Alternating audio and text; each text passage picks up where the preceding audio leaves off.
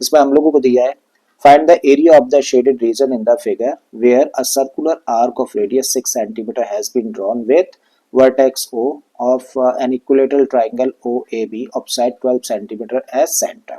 Question में हम लोगों को यहाँ पर एक फिगर दे रखी है और इस फिगर में हम लोग क्या देख रहे हैं, फिगर में हम लोग देख रहे हैं कि एक सर्कल है जिसका कि सेंटर O है और एक इक्विलेटरल ट्राइंगल है जिसकी साइड 12 सेंटीमीटर है, सर्कल की रेडियस है 6 सेंटीमीटर। और इस तरीके से यहाँ ये पूरा का पूरा रीजन शेडेड हो रखा है, इसका हमें एरिया फाइंड करना है। अब अगर ये एरिया हम लोगों को फाइंड करना है तो कैसे किया जा सकता है भाई, हम लोग इस सर्कल का एरिया निकालें, ठीक है। और इस सर्कल के एरिया में हम लोग अब प्लस करने जा रहे हैं किसके एरिया को भाई, यहाँ पे जो इक्विलेटरल ट्राइंगल फॉर्म हो रहा है ना, इसका एरिया इस सर्कल के एरिया में प्लस कर रहा है। तो इस तरीके से पूरा रीजन शेडेड हो जाएगा। लेकिन हम लोग एक चीज नोटिस कर रहे हैं, क्या नोटिस किया, हम लोगों ने नोटिस किया कि ये वाला जो पार्ट है ना वो सर्कल के केस में भी काउंट कर लिया था और इक्विलेटरल ट्राइंगल के केस में भी काउंट कर लिया। इसका मतलब ये जो रीजन है जो कि अपने आप में क्या है, अपने आप में एक सेक्टर है। तो ये जो सेक्टर है ना ये 2 बार काउंट हो गया, जबकि हमें तो एक ही बार काउंट करना है। तो आप क्या करो, सर्कल का एरिया निकालो, उसमें ट्राइंगल के एरिया को प्लस करो और क्योंकि ये सेक्टर 2 बार काउंट हो रखा है तो एक बार इसको माइनस कर दो। ठीक है, समझ आ गया है। सर्कल का एरिया प्लस ट्राइंगल का area minus area of the sector, और इस तरीके से शेडेड रीजन का एरिया निकल कर आ जाएगा। करेक्ट, तो चलिए निकालते हैं।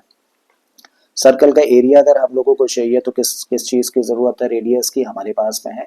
इक्विलेटरल ट्राइंगल के एरिया के लिए साइड की जरूरत है, हमारे पास में है। अब सेक्टर का एरिया हम लोगों को निकालना है, तो क्योंकि क्योंकि इक्विलेटरल ट्राइंगल है कौन, ए ओ बी, तो इसका मतलब ये कितने डिग्री का, इक्विलेटरल ट्राइंगल में हर एक एंगल कितने डिग्री का होता है, 60 डिग्री का। ठीक है, तो इस बात को लिखते हैं since A O B is an equilateral triangle, so this implies कि एंगल ओ कितने डिग्री का हुआ, 60 डिग्री का। इसका मतलब हम लोग कह सकते हैं कि थीटा कितना हुआ, 60 डिग्री का हो गया। ठीक है, अब लगा दीजिए भाई formula. So now the area of the shaded region,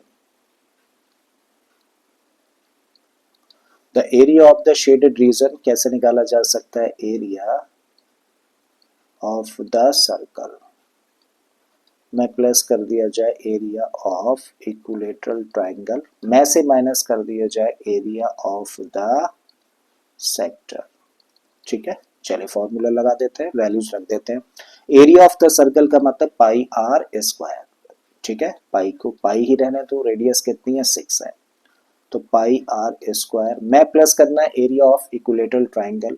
equilateral triangle का एरिया निकालने का फॉर्मूला होता है √3/4 इंटू साइड का स्क्वायर, और साइड कितनी है 12, तो 12 का square minus area of the sector. Sector का एरिया निकालने का फॉर्मूला होता है थीटा, थीटा की जगह पे कितना है 60/360 पाई आर स्क्वायर, और रेडियस है कितनी, रेडियस तो इसकी 6 है ना, तो रख दीजिए 6, तो 6 का स्क्वायर।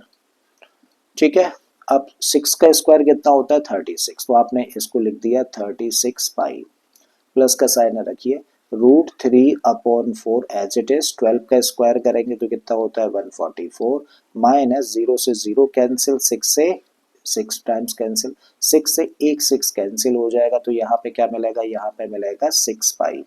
अब 36 पाई में से 6 पाई कर दे माइनस, तो कितना आएगा 30 पाई प्लस √3 अपो, अच्छा ये 4 से भी कैंसिल हो जाएगा, 4 से इसको कैंसिल करो, 4 3 जा 12 और 2 बचेगा 24, 4 6 जा, तो यहाँ से क्या मिलेगा √3 इंटू 36।